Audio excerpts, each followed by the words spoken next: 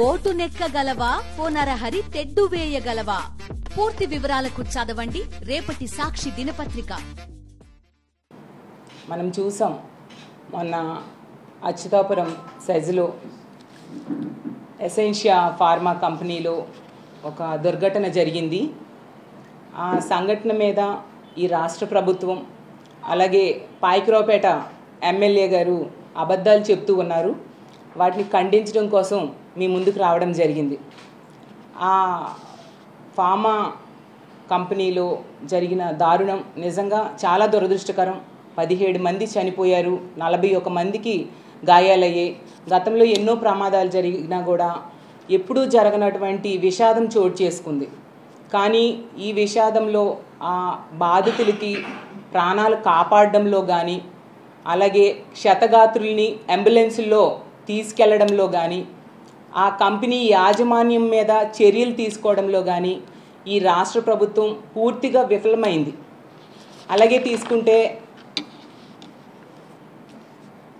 చంద్రబాబు నాయుడు గారైనా, మంత్రులైన, స్థానిక మంత్రి అయినా, అలాగే ఎంపీ ఎమ్మెల్యేలు అందరూ కూడా వాళ్ళకి అండగా నిలబడడంలో విఫలమయ్యారు.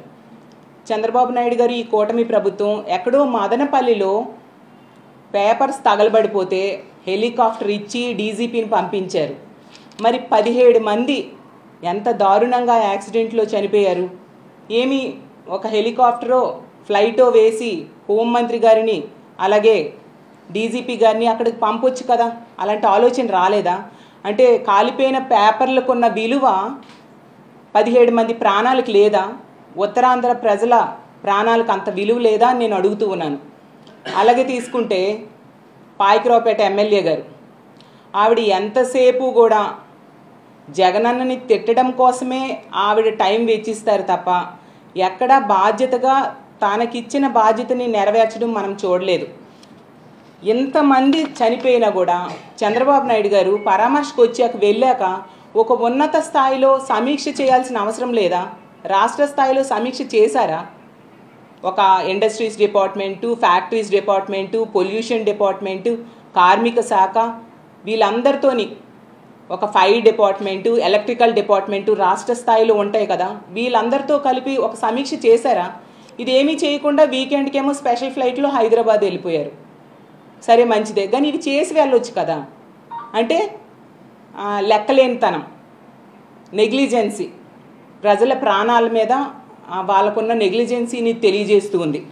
అలాగే తీసుకుంటే వీళ్ళేమో వాళ్ళు బాధ్యత నెరవేర్చడంలో ఘోరంగా విఫలమయ్యి మళ్ళీ తిరిగి గత ప్రభుత్వం మీద, మా జగనన్న మీద బురద జల్లడానికి ప్రయత్నిస్తూ ఉన్నారు.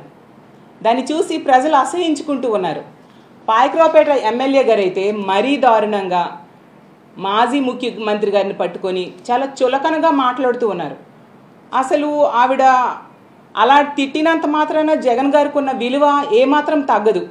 ఆకాశం మీద ఉమ్మేస్తే మన మీదే పడుతుంది. అసలు అనిత గారికి నేను ఒకటే అడుగుతూ ఉన్నాను, అమ్మ మీరు వాడుతున్న భాష, మీరు మాట్లాడుతున్న మాటలు ఈ సభ్య సమాజం వింటే ఏమనుకుంటుంది? రాష్ట్రంలో ఉన్న తల్లిదండ్రులు ఏంటి ఈవిడ ఇలాంటి భాష మాట్లాడుతున్నారు, మా పిల్లలు ఇది నేర్చుకుంటారేమో అని భయపడుతూ ఉన్నారు మీ భాష చూసి. అందరి వరకు ఎందుకు మీ పిల్లలు అడగరా, అమ్మ ఏంటి ఇలాంటి భాష మాట్లాడుతున్నావు అనేసి? రేపొద్దున పిల్లలు అదే భాష మాట్లాడితే తప్పు అని మీరు చెప్పగలరా? చెప్తే అమ్మ నువ్వు మాట్లాడిన మాటలే కదా మేము మాట్లాడుతున్నామని అనరా? ఇదేనా మీరు ఫ్యూచర్ జనరేషన్స్కి ఇస్తున్న సందేశం అని నేను అడుగుతూ ఉన్నాను. అలాగే తీసుకుంటే సీఎం గారిని పట్టుకొని అరే నువ్వు సీఎం ఏంటి, సీఎంనే కదా మనోడు ఏంటది? అసలు ఆ సంబోధన ఏంటి, ఆ సంస్కారమా ఏంటి? ఇంత సంస్కారహీనంగా మీరు బిహేవ్ చేస్తున్నారు. ఇది నిజంగా చాలా దురదృష్టకరం. ఒక మహిళ అయ్యుండి ఇలాంటి మాటలు మాట్లాడడం మహిళా లోకానికే సిగ్గుచేటు. మీ ముందు హోమ్ మినిస్టర్గా ఎంతోమంది చేశారు, అలాగే రకరకాల మంత్రి పదవులు చాలామంది చేశారు, చీఫ్ మినిస్టర్స్ చేశారు, అలాగే ఎమ్మెల్యేలుగా, ఎంపీలుగా చాలామంది ప్రజాప్రతినిధులుగా ఉన్నారు. కానీ ఎవ్వరూ కూడా ఎంత దారుణమైన భాష, ఎంత సంస్కారహీనంగా మాట్లాడిన సంఘటనలు మనం చూడలేదు. ఏదో ఇలాంటి మాట్లాడితే గొప్ప వస్తుంది అనుకుంటున్నారేమో కానీ మీ హోందాతనం మీరు కోల్పోతారు, ప్రజల దగ్గర మీరు చులకనైపోతారు అనే విషయం మీరు గుర్తించాల్సిందిగా తెలియజేస్తూ ఉన్నాను.